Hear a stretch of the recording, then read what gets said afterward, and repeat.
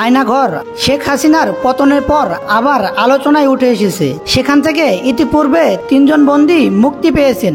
গত 2 দিন রাজধানীর কচুক্ষেতে আওয়ামী লীগ সরকারের আমলে গুম হওয়া মানুষের খুঁজে ভিড় জমাচ্ছেন স্বজনরা। আয়নাঘর কি?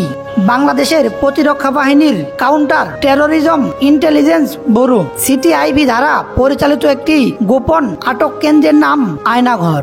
ধারণা করা হয় এখানে কমপক্ষে 16টি কক্ষ রয়েছে, যেখানে একসঙ্গে 30 বন্দী রাখার সক্ষমতা রয়েছে। আয়নাঘরটি বাংলাদেশের ঢাকা সেনানিবাস এলাকায় অবস্থিত বলে ধারণা করা হয়।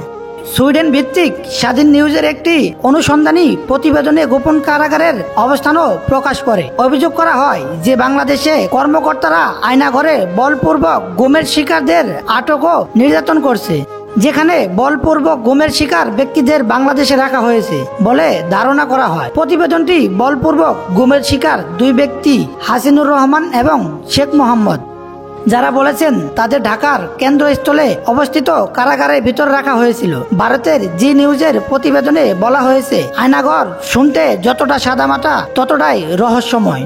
শেখ হাসিনার আমলে তৈরি এই আয়নাঘরেই গুম করে রাখা হতো মানুষদেরকে। আলো বাতাসহীন একটি কক্ষ, যেখানে সারাক্ষণ গড়গড়িয়ে চলে ফ্যান। কাদের রাখা হতো এই আয়নাঘরে? শেখ হাসিনার আমলে বিরোধী দলের বহু নেতাকর্মী নিখোঁজ হয়ে গেছে। তারা কোথায়? তাদের কোনো খোঁজ নেই। এমনকি সেনাবাহিনীর লোকজনও রয়েছেন এই তালিকায়। আয়নাঘর আসলে গোয়েন্দাদের একটি গোপন বন্দিশালা বা ডিটেনশন ক্যাম্প। আনন্দবাজারের প্রতিবেদনে বলা হয়েছে, আয়নাঘর হচ্ছে গুমখানা। হাসিনার শাসনকালে 2009 সাল থেকে 2021 সালের সেপ্টেম্বর পর্যন্ত সেখানে মোট 605 জনকে গোপনে বন্দী করে রাখা হয়েছিল। 2014 থেকে জুলাই 2019 সাল পর্যন্ত বাংলাদেশে 344 জন ব্যক্তি গুমের শিকার হয়। তাদের মধ্যে 40 জন ব্যক্তিকে মৃত অবস্থায় পাওয়া যায়। 66 জনকে সরকারি হেফাজতে গ্রেপ্তার অবস্থায় পাওয়া গেছে এবং আইন ও সালিশ কেন্দ্রের তথ্য মতে 203 জন এখনো গুম রয়েছেন। যারা দীর্ঘদিন গুম থাকার পরও ফিরে আসতেন, তারা গুমের ব্যাপারে মন অবলম্বন করেন।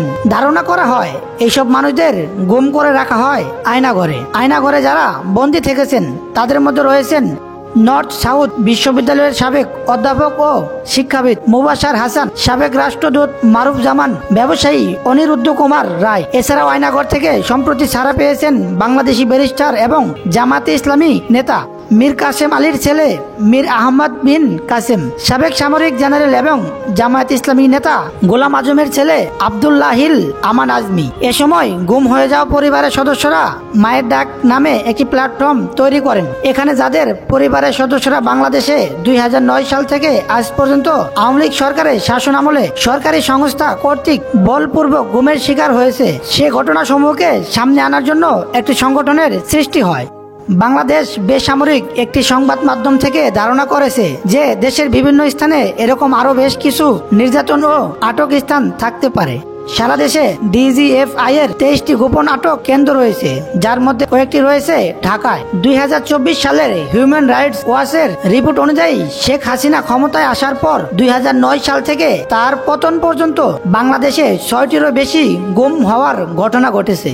রিপোর্ট অনুযায়ী আয়নাঘর থেকে খুব কম বন্দী মুক্তি পেয়েছেন, তবে কিছু বন্দীকে দীর্ঘ বিচার প্রক্রিয়ার মাধ্যমে মুক্তি দেওয়া হয়। অনেকেই আবার এনকাউন্টারের শিকার হয়েছেন।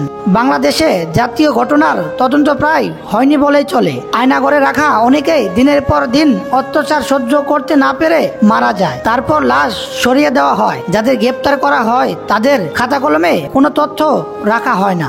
আর যারা হাসিনার আস্থাভাজন ছিলেন তারা আয়নাঘরের দায়িত্ব পেতেন। আয়নাঘরের বন্দীদের সঙ্গে তাদের পরিবারের সদস্যের দেখা করা বা যোগাযোগের কোনো আইন ছিল না।